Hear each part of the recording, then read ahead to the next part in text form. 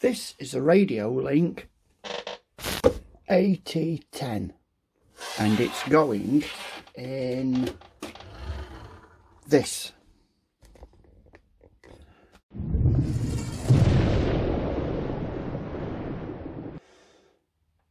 So this is currently running on my Spektrum, which has got a lot of my models on. So this is going to be up for sale very, very soon. And I'm not going to be letting it go with the DX8. So I've bought this Radiolink AT10ii and I'm going to put it into there. So let's get on with it. So another couple of things that I am doing with this is swapping out the shunt resistors, because I'm getting that overcurrent, and these lights, these and the ones on the back are those 1 watt cob LEDs, so it's drawing a lot of current through the Beier system and it's shutting down on overcurrent and it needs to be rebooted. So I'm going to put some resistors in there. I'm going to work out the value of those resistors, and that is all I'll be doing with that. And when I put the resistors in, obviously then it's going to get remapped on the PC.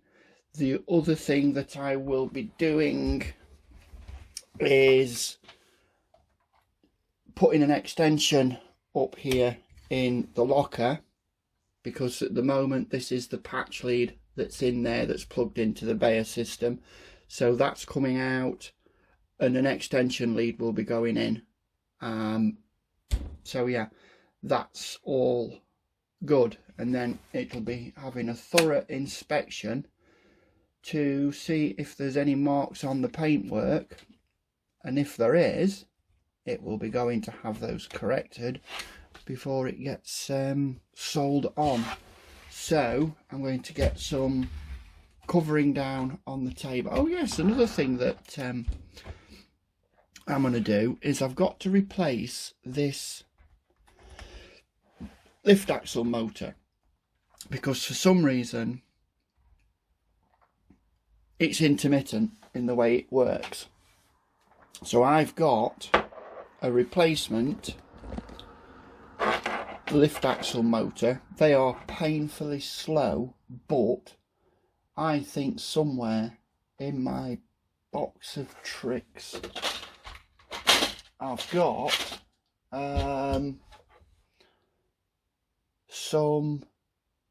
some geared motors somewhere, and I don't know where, because what it says on the labels is not what's usually in.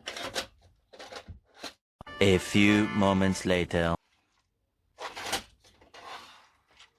Aha, they were in there. The motors are in the box labelled switches.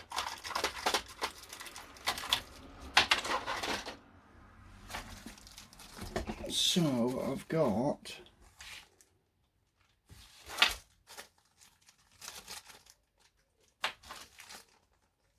60 to 1, 200 to 1. I don't know. I'll have to have a play about with that. But that will be another time. So let's get a cover on the table and this apart and get the Spektrum out and the Radiolink in. Right. So all I've done, took the cab off and fitted the Radiolink 8 channel that's paired in with this. Now the first thing I wanted to do after that was to find out why the lift axle motor was stalling. So that's why it's pretty much taken apart. Now if I can just tilt that up slightly for you, this lift mechanism here, it was very, very tight. The tolerances on these things is quite a lot. So what I've done is, let me just wind this one.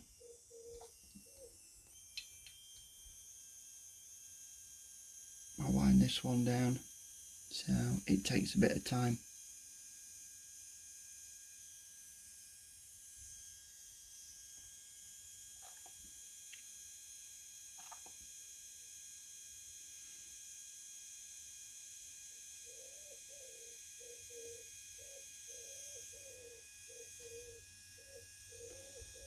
So when it's got no load on it, it appears to be okay. So you can test them, it appears to be okay. But that is very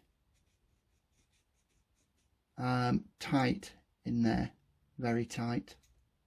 So when it's got the lift axle on there, it's obviously got load. So what I've done is these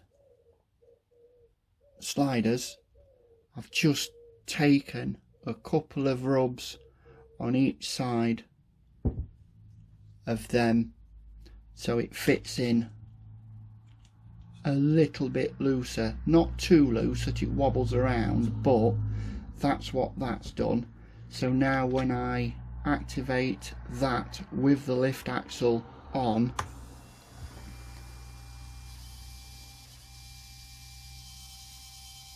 obviously that's pushing that bar down, but it's on like a slope, so it slides down, and there's no end point on the downward. All it does is it comes out of the captive thread that's inside here and just keeps spinning until you turn it off. And it's relying on a little bit of upwards pressure to catch hold of the thread, just to catch it and bring it back in. So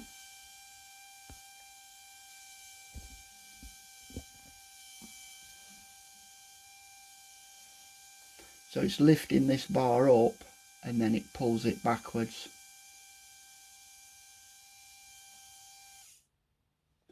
And that is a lot freer than it was. It was stalling on the outward, pushing it down. So that works. So get everything back together, take that one out, and yeah, there's a little bit more tolerance in that just to make it a bit freer.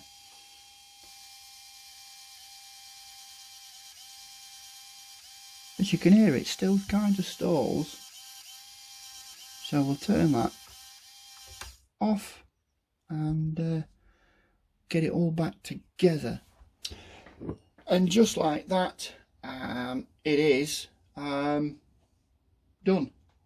Radiolink AT10ii installed into here, changed a few resistors, and that's about it.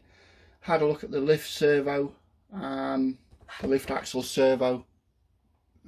It's just stiff, and it's just the way it is. I've heard from a lot of people that theirs is stiff also, so I've just lubricated it, freed one or two things up just to try and ease it a bit, but it's done. So I've got the thing up just to change a few of the settings to alter the values, because I've put resistors in, because it kept shutting down through overcurrent, which I thought was swearing at me. It turns out that it was the LEDs that I'm using, the forward voltage and amps didn't need a resistor, but it was then pulling too much current through the SFR one, so I've put in some 4 ohm resistors on headlights and main beam, and then I've turned the values up in the sound teacher, and so I'm now going to try that. So let's see if it all works.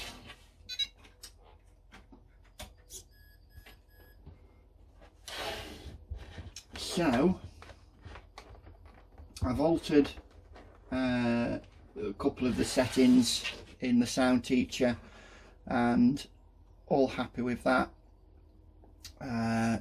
Transfer project data.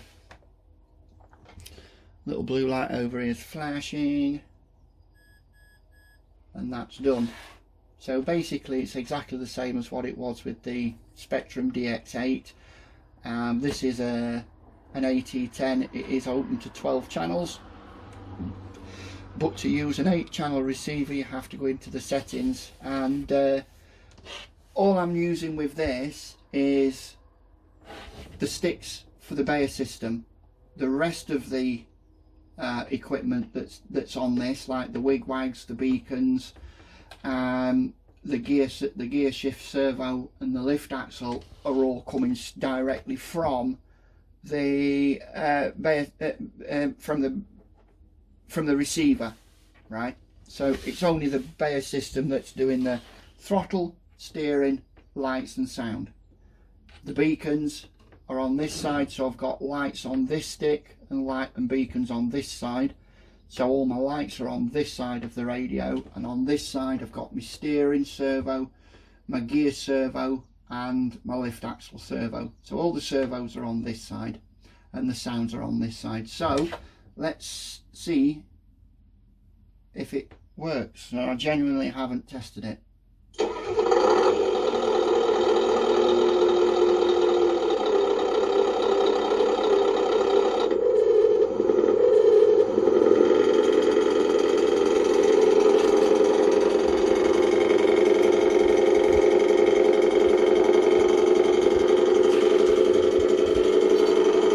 So that's cruise control.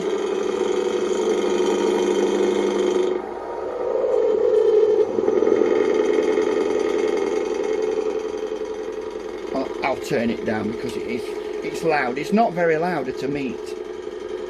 So lights,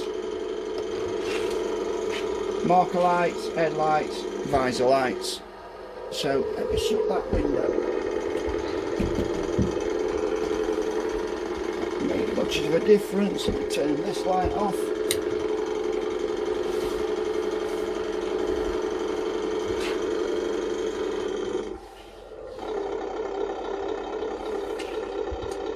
Lights off, lights on.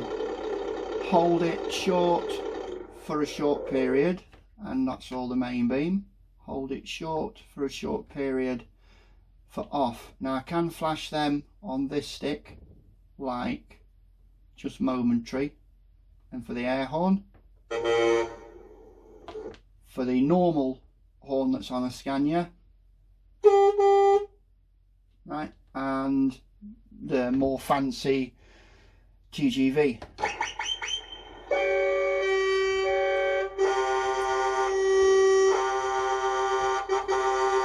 That's got all the horns and whistles. Got the sound file off YouTube. Yeah, so that's good. For indicators, that is bending lights with the indicators, including side repeaters. And if I reverse,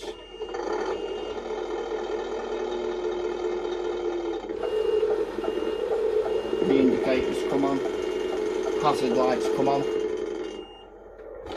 So yeah, what else? Just indicators is hold short for on and off, and if I tap that fully to the left, I get the work lights on the back. So now let's see if it does overcurrent by having all the lights on. Does it shut down? The lights are on the back, and it's not shutting down. So yeah, that seems to have cured that problem. So that is the Beier system. So all my lights are on that stick, right? Work lights, headlights, main beam and hazards, right? They're all on that left stick.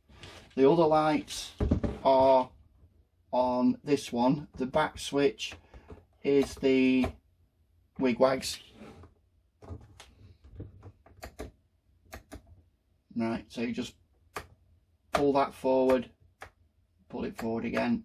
That just changes the pattern. This is my beacons. Right, so just go to central and back. I'll set off the beacons and beacon bar. If I want to change that pattern, I go from center to forward repeatedly until I find a pattern that I like. Now there's more patterns to the beacon than there is to the beacon lights, the beacon bar, and the one I prefer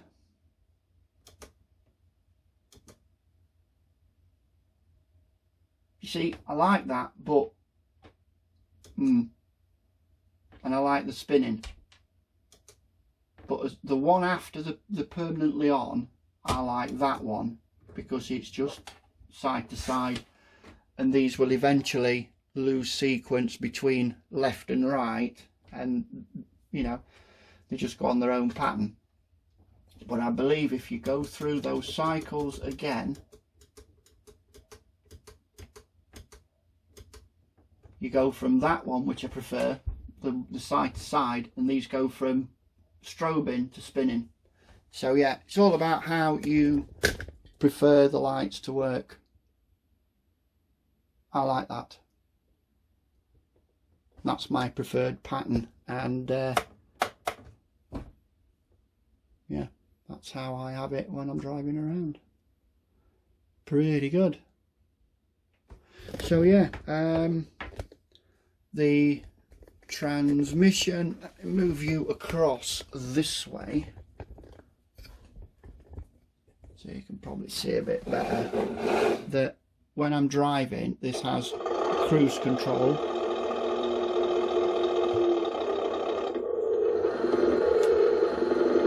So that's first gear, and this is my gear change.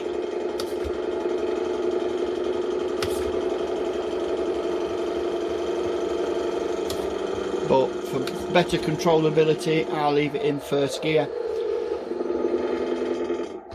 And just wait for that to shut down.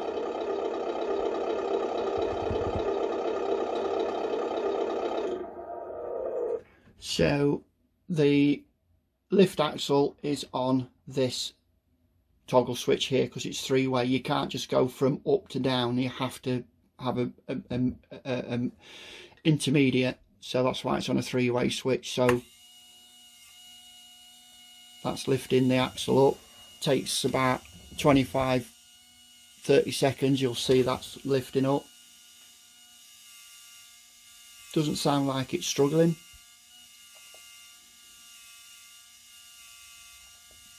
And it will shut off with a limit switch when it's done.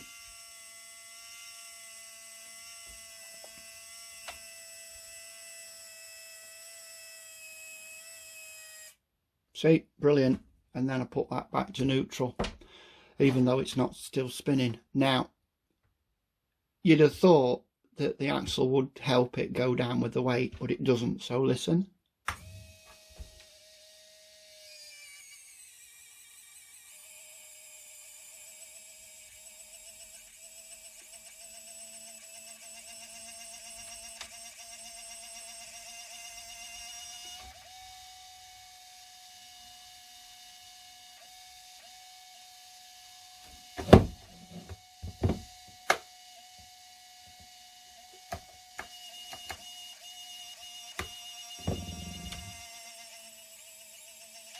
See, it's now reached the bottom, but it's still spinning, so you do have to switch that off. So yeah, the axle's down. Happy with that, happy with the way it sounds, happy with the Radiolink AT10.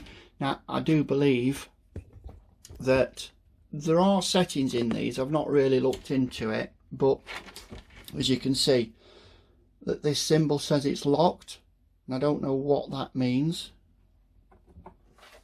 If you push that, it takes the lock off. And yes, just to show you what it does, I've got I'll turn the truck off while I fiddle about with the sticks. So I've got the Beier system running on throttle channel 3, steering channel 1, and then I've got the sound and horns running on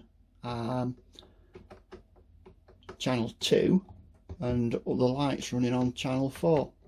The beacons are on 7 and 8, and you can customize these to suit how you want. And then gears are on channel 6 on a 3-way and channel 5 on a 3-way, which is coming directly from the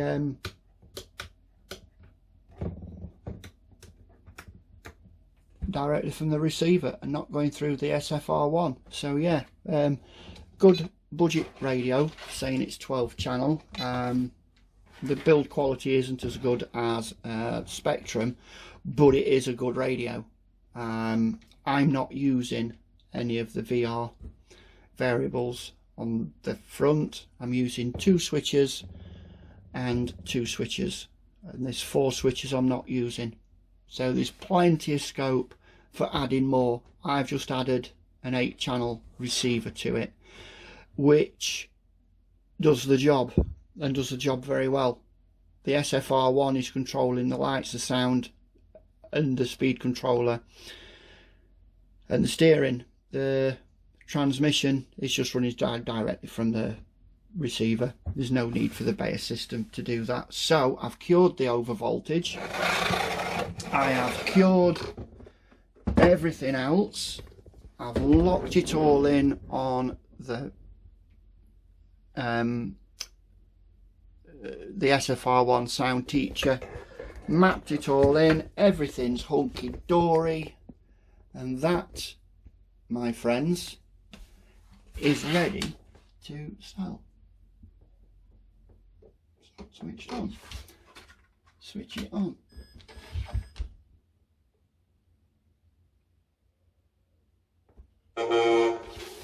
Excellent.